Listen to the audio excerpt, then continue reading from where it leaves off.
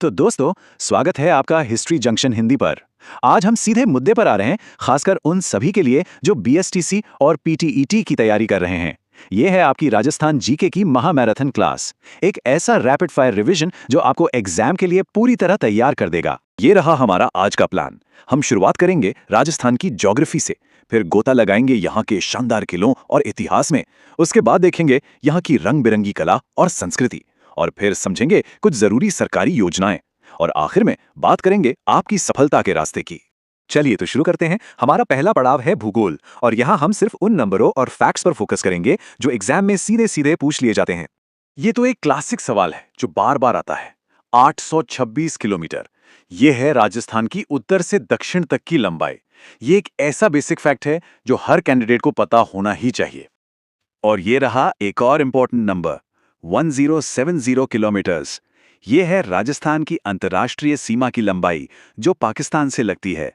हाँ, वही जिसे हम रैडक्लिफ रेखा के नाम से भी जानते हैं। अब ये आंकड़ा देखिए, ये राज्य के बारे में बहुत कुछ बताता है। 61.11%। जी हाँ, राजस्थान का इतना बड़ा हिस्सा थार मरुस्थल से ढका है, जिसे हम ग्रेट इंडियन डिजर्ट भी कहते हैं। सोचिए, ये रेगिस्तान यहाँ के लोगों की जिंदगी, संस्कृति, सब पर कितना गहरा असर डालता होगा।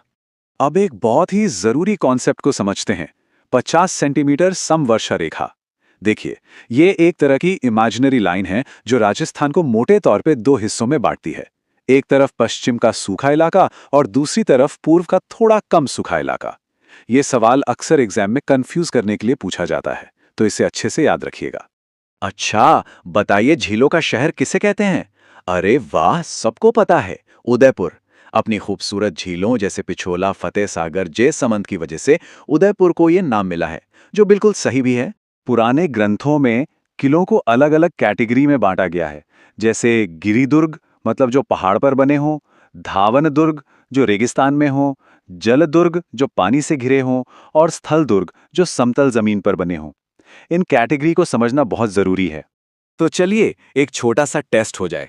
ये एक टिपिकल एग्जाम वाला सवाल है। इनमें से कौन सा किला एक जल दुर्ग है? सोचिए जरा। और इसका सही जवाब है भैंसरोड़गढ़ का किला।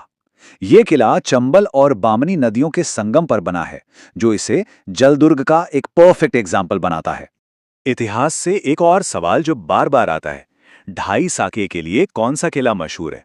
साका मतलब वो राजपूत परंपरा जिसमें योद्धा हारने के बजाय मौत तक लड़ते हैं। और इसका जवाब है जैसलमेर का किला। और हाँ, यादें हमने किलों की कैटेगरी की बात की थी। ये एक धानवन यानी रेगिस्तानी किला भी है। देखिए कैसे सारी जानकारी एक दूसरे से जुड़ती है। राजस्थान की फेस्टिव स्पिरिट को ये कहावत सबसे अच्छी तरह बताती है, 7 वार 9 त्योहार, मतलब हफ्ते के 7 दिनों में 9 त्योहार। इससे आप अंदाजा लगा सकते हैं कि संस्कृति यहाँ की रग रग में बसी है। घूमर ये सिर्फ एक डांस नहीं, ये राजस्थान का राज्य नृत्य है। इसे संस्कृति की आत्मा भी कहते हैं। जब महिलाएं रंग बिरंगा घाघरा पहनकर एक गोल घेरे में घूमती हैं, वाकई वो नजारा देखने लायक होता है। खेजड़ी यह है राजस्थान का राज्य वृक्ष। इसे राजस्थान का कल्प वृक्ष भी कहा जाता है क्योंकि इसका हर एक हिस्सा काम आता है। और हाँ, एग्जाम के लिए इसका साइंटिफिक नाम याद रखिएगा, प्रोसोपिस सिनेरेरिया, बहुत इंपॉर्टेंट है। अब जरा दो कमाल के डांस फॉर्म्स को कंपेयर करते हैं। एक तरफ है चरी नृत्य, जिसमें महिलाएं सिर पर एक बर्तन यानी चरी रखती हैं और उसमें जलते हुए कपास के बीज होते हैं। फल्गुबाई इसकी बहुत बड़ी कलाकार हैं।